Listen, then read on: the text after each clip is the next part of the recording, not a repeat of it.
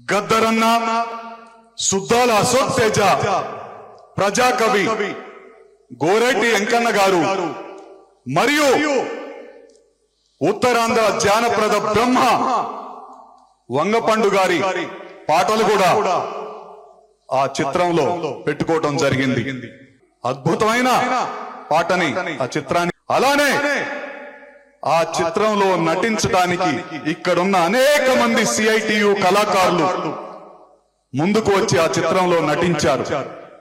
ఆ చిత్ర విజయంలో సిఐటియు కీలక పాత్ర పోషించింది.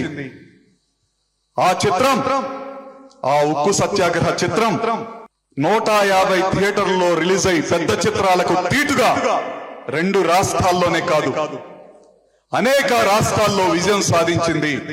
ఇక్కడ ఐనాక్స్ థియేటర్ లో రోజుకి ఒక ఆట చొప్పున 100 రోజులు పూర్తి చేసుకొని శతదినోత్సవ వేడుకలు జరుపుకుంది.